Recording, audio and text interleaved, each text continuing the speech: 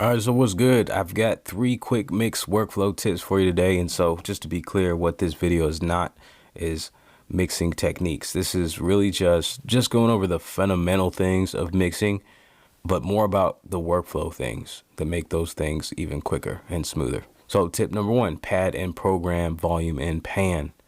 We do have a mix window, and you can go into programs and adjust volumes this way, or go into the individual pads and adjust them individually, select them and adjust them with this big knob. But if you hold the Q-Link button, you have all these different options underneath. And if we select pad scene and then click over to the first Q-Link light, we now can adjust the volume with the top Q-Link. I'm gonna call this Q-Link number 1, and then we can adjust the pan over here with Q-Link number 2. But what's great about this is I can adjust this outside of the mix window on the fly. So that's for your individual pad sounds. Now if you want to go over and adjust the volume of, say, key group, hold the Q-Link and then switch from pad scene to program, and now you can adjust the whole volume using this knob number 4 for this whole program. Turn the bass down.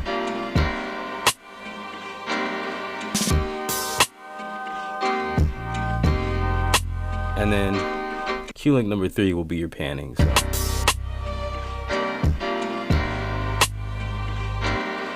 All right, so tip number 2 is to save and load your effects racks. So say you're in your mix window and you go into your inserts. There may be a few things that you do commonly. For me, example, I usually have like an air kill EQ on insert number 1, and I may have a compressor on insert number 2. This is something I do very frequently. So in order to save myself some time, what I can do is hit save this effects rack. Now by default, the MPC has an internal spot to save these, and you can see up here it says effects racks.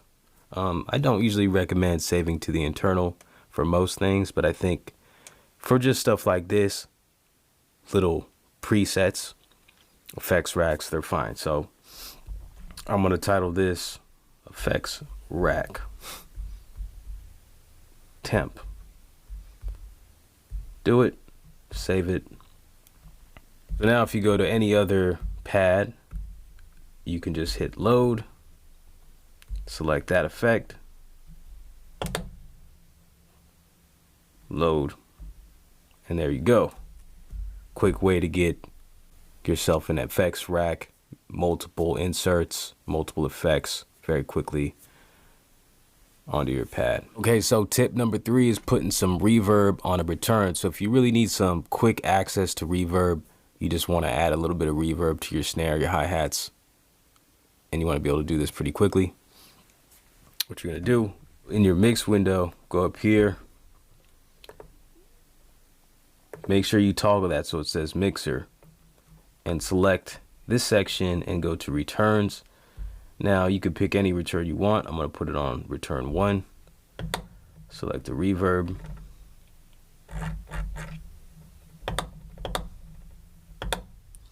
Just leave it on 100% wet on the mix.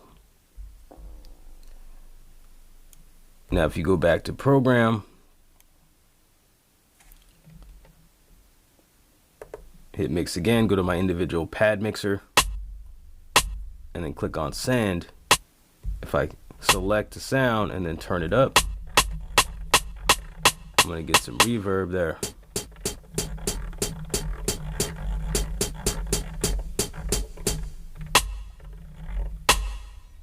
Also, if I hold the Q-Link and I'm selected on pad scene and I go to Q-Link number 2, the light right here, now these Q-Link knobs correspond to the send. So I put my reverb on return 1, so I'm sending out 1, and I have the level of reverb as well.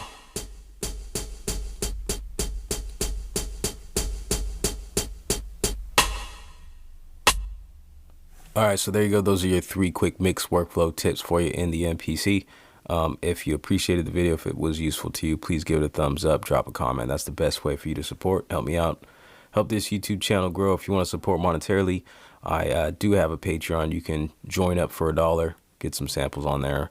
Just extra stuff that I do here on YouTube over there. Also have t-shirts, the United We Stand Alone t-shirt. I have a Run Your Dreams. I have a Run Your Dreams t-shirt, just kind of a motivational thing up there. There's some other designs as well. And I also have a drum kit, $7 vinyl drum kit, all sampled by me. Go check that out as well. Yeah, until next time, I appreciate you guys.